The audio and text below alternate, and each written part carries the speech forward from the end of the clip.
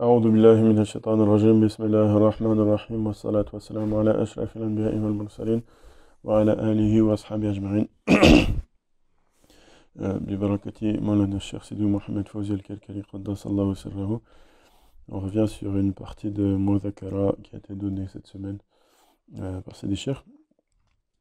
Donc à son retour de voyage des États-Unis, il a parlé de plusieurs choses qui ont fait plus ou moins parler entre les fuqara.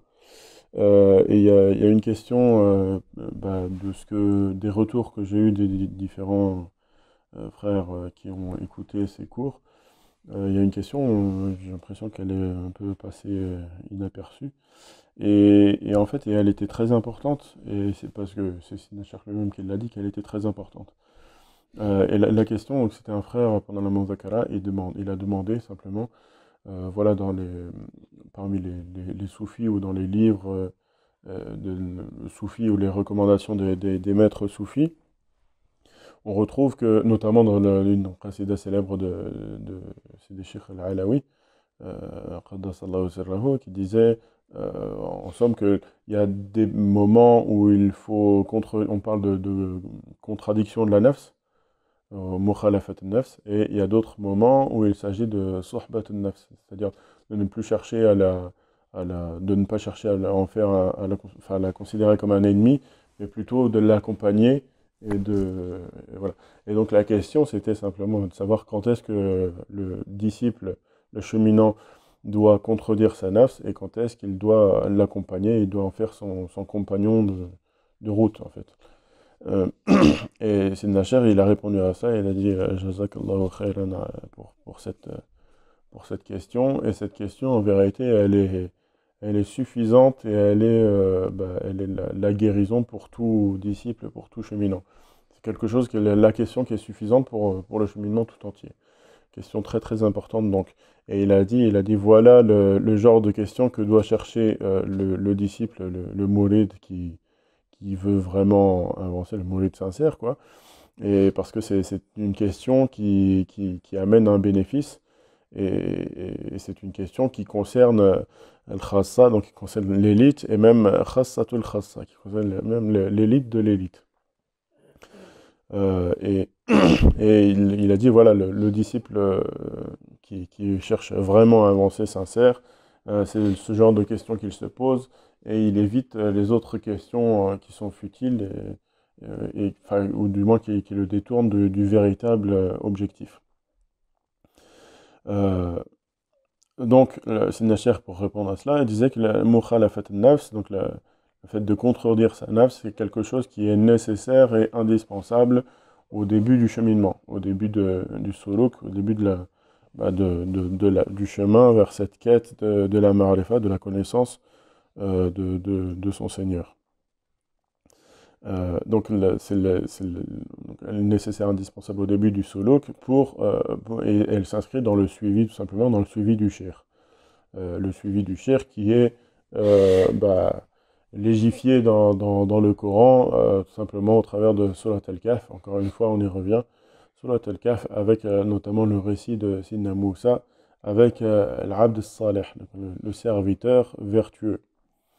Et la question de Sidna Moussa au serviteur, c'est Hal attabi'uka ala an tu'allimani mimma 'allimta rushda. Est-ce que je peux te suivre? Et c'est ça, ici s'inscrit le suivi. Est-ce que je peux te suivre afin que tu m'enseignes une part de ce que tu as reçu comme savoir? Donc voilà, cette mukhalafat al-nafs, cette contradiction de la nafs, elle est indispensable et nécessaire au début du cheminement, et elle s'inscrit dans le suivi d'un shir. Mais c'est pas donc c'est pas une mukhalafat al-nafs, c'est pas une fait de contredire sa nafs dans le vide ou selon ce qui te vient en tête ou selon n'importe comment. C'est-à-dire que ça c'est quelque chose que on a tous plus ou moins vécu, ou on a entendu parler de ça dans d'autres, peut-être avant d'arriver à la tariqa, avant d'arriver à cet enseignement-là, dans d'autres groupes de musulmans, de frères, qui parlent de mukhalafat al-nafs à tout bout de champ, j'ai envie de dire, et en fait, c'est-à-dire de faire de cet acte, de ce principe de contredire sa nafs, de l'utiliser un peu à toutes les sauces. Et donc, et de penser cheminer, de penser évoluer spirituellement en faisant, par exemple, en se forçant à aller récurer les toilettes de la mosquée et en disant ça c'est pour ma nafs, c'est pour mukhalafat al-nafs, et donc je m'inscris en cela dans une quête spirituelle, etc. Alors que non, c'est pas. En fait, c'est le mukhalafat al-nafs, effectivement, c'est quelque chose qui peut éventuellement contredire ta nafs, mais c'est pas quelque chose qui est. Parce qu'en fait, le mukhalafat al-nafs, c'est quelque chose qui doit être. C'est comme un médicament qui doit être administré par quelqu'un qui est parfaitement connaisseur des nafs des noufous et de leurs états. Et donc, si c'est toi-même qui choisis pour toi-même le médicament qu'il faut à ta nafs pour aller mieux, eh ben, évidemment, dans toute logique, ça ne pourra pas avoir l'effet voulu. Et donc, voilà, cette mukhalafat nafs qui est indispensable au début du cheminement du disciple, c'est une mukhalafa qui s'inscrit donc dans le suivi du shir. C'est-à-dire que tu dois effectivement contredire ta nafs, mais tu ne dois pas la contredire pour la contredire, c'est-à-dire la contredire dans le vide finalement. Tu as besoin de la contredire en l'opposant à quelque chose. Tu as besoin tahtaj al-badil, tu as besoin de quelque chose qui vienne remplacer.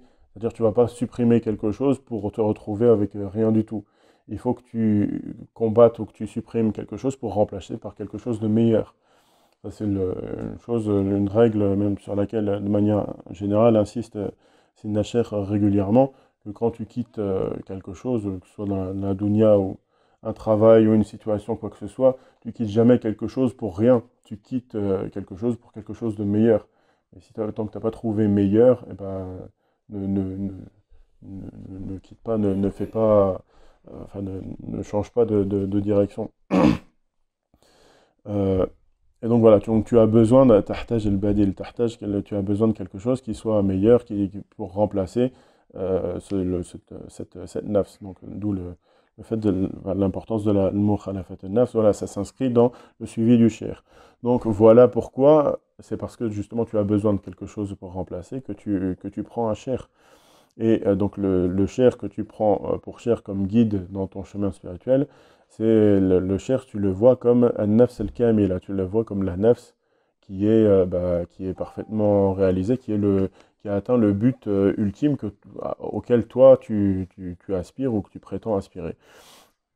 Et donc ça, c'est quoi que puissent en dire les gens, parce que ça c'est quelque chose qui peut, euh, qui peut un peu perturber certaines oreilles en disant que voilà, considérer ton cher, enfin le cher, notre cher, comme étant la nafs qui a mis là, la nafs parfaite, parfaitement réalisée, etc. Ça peut les perturber, mais en fait, c'est, c'est pas ça s'inscrit pas dans la réalité de ce que la personne est ou n'est pas, mais c'est plutôt toi, si tu veux avancer, tu dois avoir un cher, et ce cher, tu te dois de le considérer comme l'exemple suprême. Et ça, c'est quelque chose que tu retrouves également dans la prière. C'est-à-dire que lorsque tu prends un imam, lorsque tu suis quelqu'un dans la prière, tu dois voir et tu dois avoir l'intention, enfin, tu dois croire de cette personne qu'il a parfaitement fait ce qu'il doit faire et qu'il fait parfaitement son rôle d'imam. Et de sorte que même si par exemple, tu es dans la mosquée et vous priez, et pendant la prière ou après la prière, l'imam se rend compte il avait oublié ses ablutions, ben pour lui, sa prière, elle n'est pas valable, mais pour ceux qui ont prié derrière lui, elle est valable, leur prière est valable. Parce que ce qui compte, c'est pas l'état de l'imam lui-même, mais ce qui compte, c'est ce que les gens qui suivent l'imam croient de l'imam. Donc si les gens qui suivent l'imam croient que par leur prière qu'ils font cette prière derrière quelqu'un de parfaitement réalisé, et ben leur prière elle sera acceptée selon leur intention, selon la niya qu'ils avaient. Euh, et donc voilà, c'est de ça que tu vois, donc tu considères ton cher comme étant le nafs kamila, parce que c'est lui c'est pour ça que tu le prends comme cher, c'est pour te mener à Allah subhanahu wa ta'ala, et tout dépend de toute façon de ton intention. Selon ton intention, tu atteindras ce que tu atteindras. Et si au contraire, donc tu venais avoir un noqs, quelque chose, un défaut ou une défaillance dans ton cher, eh bien à ce moment-là, ça ce serait quelque chose de un qadh, c'est-à-dire un obstacle, ce serait quelque chose qui viendrait entraver ton cheminement spirituel. Et si tu n'as pas réalisé l'extinction, le fana dans le cher, eh bien de toute évidence, tu ne pourras pas réaliser le fana dans le prophète, alayhi salatu wassalam.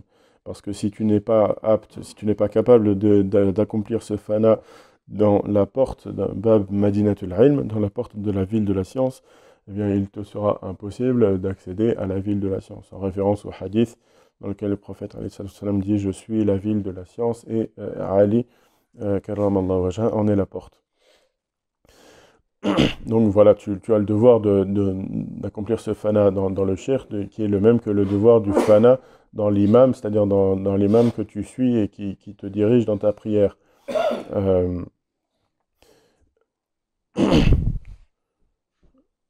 Donc voilà, parce que ce qui compte au final, c'est uniquement ta vision et l'intention que tu as, ta considération de cet imam que tu suis, de ton cher, c'est la seule chose qui compte.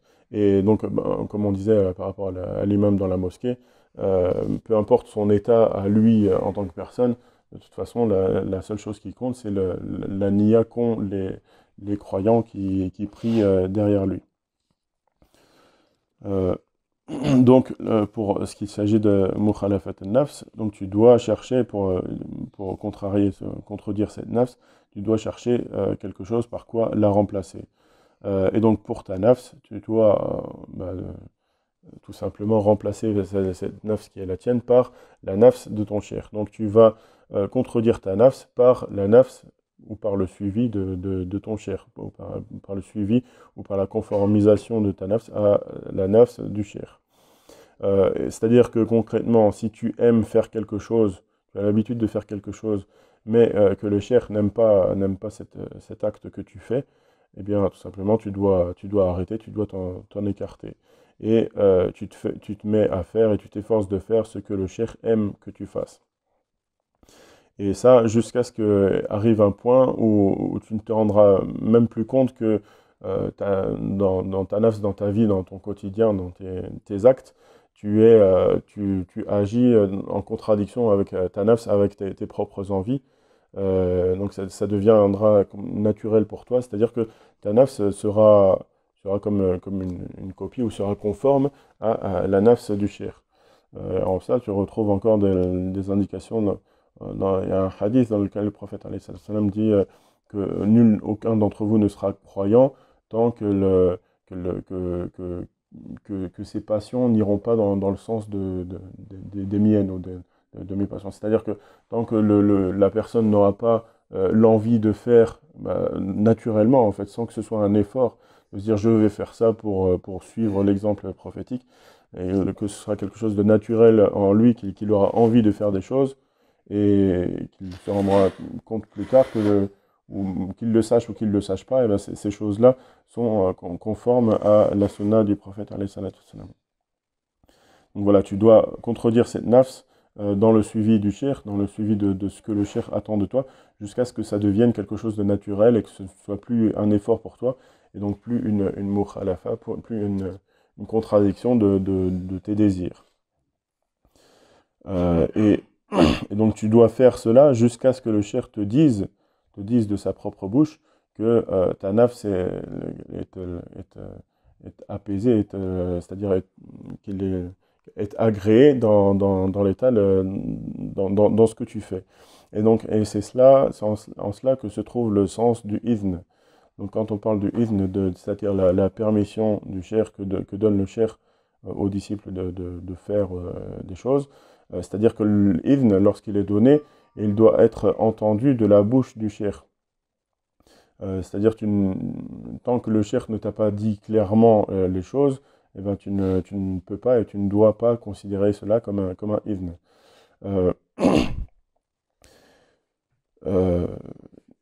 Et lorsque tu sais que ta nafs est dans le rida du shir, dans l'agrément du shir, c'est-à-dire lorsque le shir te dit tout simplement Allah yarda alayk, fais ceci ou fais cela. C'est-à-dire, qu'Allah t'accorde son agrément, fais telle ou telle chose, peu importe de quoi il s'agit. À ce moment-là, tu sais que cette chose que tu vas faire, c'est quelque chose c'est un acte qui va être agréé par ton cheikh, et donc c'est un acte dans lequel ta nafs, lorsque tu l'accompliras, dans lequel ta nafs, elle sera dans cet état d'apaisement et d'agrément dont on parle ici. Et donc lorsque tu seras dans cet état, quand ta nafs sera concernée par cet état d'agrément et d'apaisement dont il est ici question, à ce moment-là, il n'y aura plus de mukhalafat nafs, il n'y aura plus de nécessité de chercher à contredire ta nafs, mais plutôt il s'agira c'est là que viendra la sohba, viendra le fait d'accompagner, de ne plus voir sa nafs comme un ennemi, comme quelque chose qu'il faut essayer de dompter, mais plutôt quelque chose qui est comme un compagnon qu'il va falloir accompagner, qu'il va falloir voilà, le suivre et étudier en quelque sorte pour savoir, pour en apprendre plus sur lui. Donc voilà, au début, le mourid, l'aspirant, le cheminant, doit suivre le cheikh, et donc au début de ce cheminement, au début de son suivi du cheikh, son entrée dans la tariqa, le cheikh va yuzakki lahu, c'est-à-dire il va attester pour lui que tel ou tel acte est pur, entre guillemets, c'est-à-dire il va lui indiquer de faire telle ou telle action et de délaisser les autres. Et donc, toi, tu te dois d'agir en conséquence, c'est-à-dire que ce que le cheikh t'a demandé de faire, eh bien, tu dois le faire avec l'application. Et ça, ce sont ça, les actes et les actions dont tu sais qu'elles sont qu'elles sont pures et qu'elles sont valides, valables, acceptées, et c'est ça qui est vraiment, qui a vraiment la valeur. Peu importe de quoi il s'agit. Et quant aux autres, toutes les autres actions, toutes les autres actes que tu fais et à propos desquels le cheikh ne t'a pas validé en quelque sorte, eh bien ça, dans cela, tu dois toujours rester dans mukhalafat an-nafs, et donc dans la surveillance, et toujours être aux aguets vis-à-vis de ta nafs, et faire toujours attention. Donc tu dois accompagner ta nafs, tu dois la considérer comme un compagnon dans tout ce que le cheikh t'a demandé de faire. Et ne pas croire, attention, ne pas croire que le rida, l'agrément, la satisfaction du cheikh, elle t'est accordée pour toi, pour toute ta personne de manière générale, c'est-à-dire dans l'absolu, mais plutôt elle t'est accordée, elle te concerne uniquement lorsque tu as accompli cet acte que le cheikh t'a assigné. Et donc sache que cet acte-là, peu importe de quoi il s'agit, ça peut être plein de choses, mais il faut que tu saches aux disciples que cet acte, il est purifié, et il est purifié, oui, de toute chose, de tout halal, de toute chose qui serait pas bien comme il faut. Et c'est ça vraiment l'acte par excellence par lequel toi tu vas te rapprocher le plus de Dieu. Et c'est ça l'acte qui est pour toi véritablement 100% lillah, sans aucune part d'ombre ni rien du tout. Et c'est cet acte-là que tu dois considérer comme tel, rien de plus et rien de moins. Et tu ne dois rien ajouter à cela et rien en retirer. Et donc cet acte-là, ça devient pour toi as-sohba, ça devient pour toi la sohba, c'est-à-dire ce compagnonnage et cet état dans lequel tu dois accompagner ta nafs pour l'étudier et apprendre d'elle. Et à ce moment-là, tu n'as plus à être vigilant vis-à-vis de toi-même, c'est-à-dire dans le sens où chercher, faire attention à l'ostentation, faire attention à ta nafs, ses travers, les choses dont elle pourrait se rendre coupable, mais plutôt tu l'accompagnes en toute tranquillité, et simplement voilà, comme sohba, comme un compagnon, comme un ami. Et tous les autres actes, Sidna Cheikh nous dit, tous les autres actes, c'est-à-dire ceux que le cheikh ne t'a pas validé, eh bien tu dois faire très attention sur cela, et tu dois garder, pendant que tu les fais, et avant de les faire, et après les avoir faits, toujours dans mukhalafat an-nafs, toujours dans la surveillance, toujours la vigilance vis-à-vis de cette nafs, et toujours surveiller et être très attentif pour recevoir les isharat, les indications du cheikh vis-à-vis de tes actes.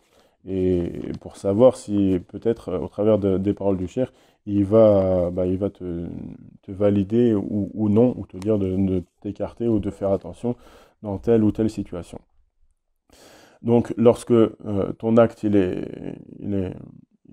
purifié, c'est-à-dire que le shir te l'a validé, eh bien à ce moment-là, tu sais que tu es dans la sohba de la nafs et dans toute autre chose, tout autre acte, même si c'est des adorations, même si c'est quel que soit l'acte, eh bien tu es toujours entre deux chaises, si on peut dire. C'est-à-dire que tu dois faire toujours attention. Donc voilà pourquoi, et c'est là, voilà pourquoi les gens, c'est-à-dire les soufis, les cheminants de tous les siècles passés, ils allaient voir le cheikh et ils prenaient du cheikh le idn pour toute chose. Vraiment pour toute chose, aussi bien les grandes choses de la vie que les petites, que les plus insignifiantes. Non pas parce que ils avaient peur du cheikh, ni parce que ils n'avaient pas de l'intelligence minimum pour savoir ce qui est bien ou mal, pour savoir si c'est bien pour eux d'aller au marché ou pas, mais plutôt c'était ils demandaient pour savoir si tel ou tel acte, eh bien ça n'allait pas être pour eux justement un obstacle et une, quelque chose de mauvais dans leur cheminement, donc pour leur intérieur. Et donc c'est en ce sens que les soufis, les maîtres, ont dit que le cheminant doit être entre les mains de son cheikh, comme le mort entre les mains de celui qui le lave avant de l'enterrer. C'est-à-dire que sans aucun pouvoir de décision par rapport à lui-même, parce qu'il n'est pas au courant, il n'est pas au fait des particularités de sa nafs. Et ça, c'est quelque chose qui ressort dans Surat al-Kahf, Surat al-Kahf, encore une fois, au travers de l'histoire de Sidna Moussa avec l'Abd Salih, Sidna al-Khidr. Et donc, Sidna Moussa, c'était l'homme de la sharia par excellence en ce temps-là. Et il lui a été dit, فَإِنِ اتَّبَعْتَنِي فَلَا تَسْأَلْنِي. Et donc, l'Abd Salih, le serviteur vertueux, il lui a répondu, si tu veux me suivre, tu peux, mais ne me pose aucune question. C'est-à-dire, contredis ta nafs, par ma propre nafs. C'est-à-dire, tout ce qui va venir de moi, les choses qui vont aller contre ce que tu penses ou ce que tu crois, eh bien, tu devras les accepter telles que moi je te les impose. Et ça, évidemment, Sidna Moussa, il n'a pas pu se taire face à cela. Et il a préféré donc rester dans le suivi de ce que sa nafs détenait de science et de connaissances. Et donc, du coup, pour le suivi de sa nafs et de ses propres connaissances, il a délaissé la nafs du cheikh. Et c'est à ce moment-là que le cheikh a dit هذا فراق بيني وبينك. Donc, ceci marque la séparation entre toi et moi. Et si il avait contredit sa nafs et était resté dans le suivi strict de ce serviteur vertueux, et bien à ce moment-là, Sidna Moussa aurait connu des choses qui lui échappaient. Et ça, on le retrouve dans un hadith du prophète alayhi salatu wassalam, qui disait ah, si seulement mon frère Moussa avait patienté avec le serviteur vertueux, et il l'aurait connu, au travers de son histoire, on en aurait connu, on aurait su plus.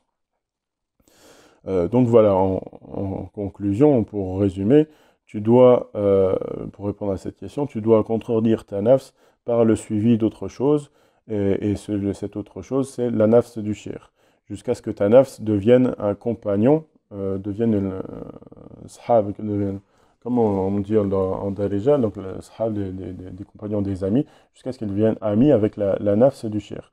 Et lorsque tu arrives au sommet, lorsque tu arrives à la réalisation de cela, eh bien à ce moment-là, ne travaille plus à contredire cette nafs, mais plutôt ishabha, c'est-à-dire accompagne-la, faisant un ami, et à ce moment-là, cherche ce dont elle recèle. C'est-à-dire que lorsque tu es dans cette sohba de ta nafs, dans cette amitié, si on peut dire, avec ta nafs, et bien ta nafs, elle est à ce moment-là tel un trésor. Et un trésor qui recèle des sciences, des connaissances qui sont infinies.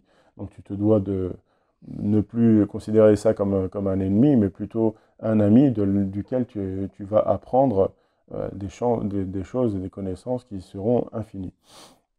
Donc, petit 1, premièrement, tu dois contredire cette nafs, et ça c'est pour rentrer dans ce cheminement. Puis après, tu as la sohba, quand tu as bien contredit ta nafs et tu es arrivé au sommet, si on peut dire, au moins dans un acte. À ce moment-là, dans cet acte-là que le cheikh t'a validé, tu rentres dans un état de sohba avec cette nafs.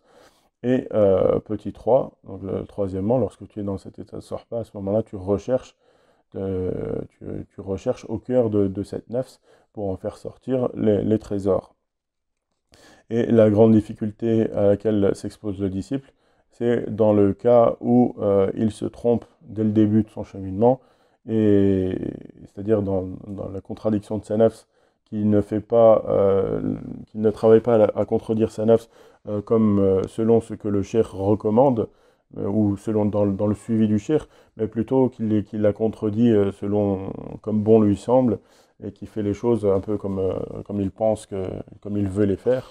À ce moment-là, ben, il fausse tout, parce que s'il se trompe dès le début, tout ce qui vient après, ce sera raté.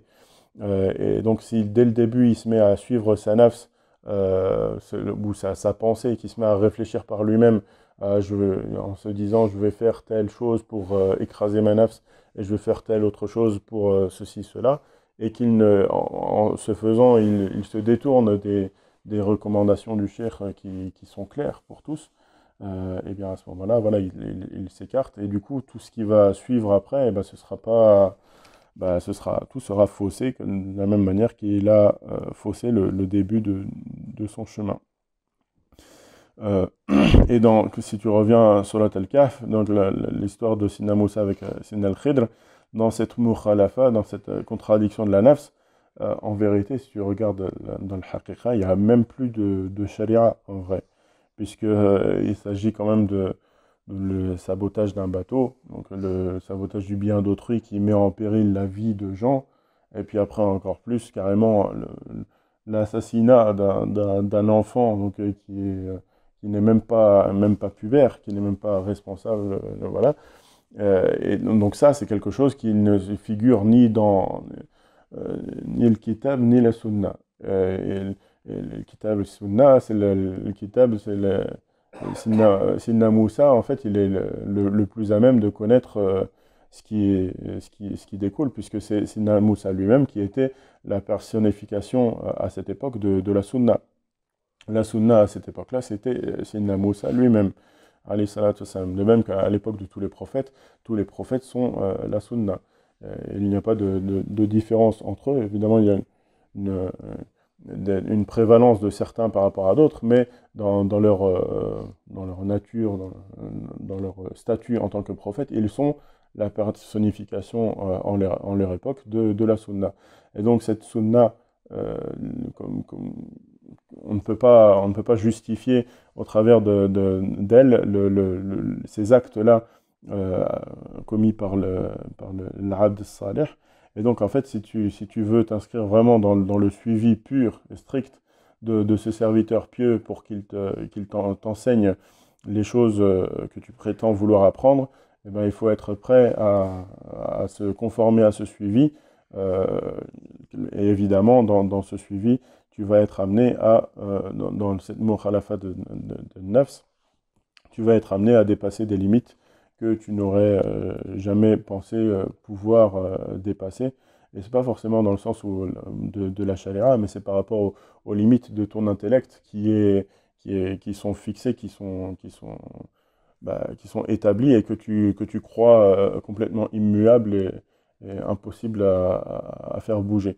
Et le cherche justement, il est là pour te libérer de tous ces carcans, hein, de tous ces nœuds qui te retiennent, pour que tu accèdes finalement à l'absolu et à la liberté. et à l'illimité. On s'en tient à cela pour ce soir. Nas'alullah yu'allimana ma yanfa'una wa yanfa'ana bima 'allamana. Allahumma salli ala sayyidina Muhammadin wa ala ali sayyidina Muhammad kama sallaita ala sayyidina Ibrahim wa ala ali sayyidina Ibrahim wa barik ala sayyidina Muhammadin wa ala ali sayyidina Muhammad كما باركت على سيدنا إبراهيم وعلى آل سيدنا إبراهيم في العالمين إنك حميد مجيد سبحان ربك رب العزة عما يصفون وسلام على المرسلين والحمد لله رب العالمين.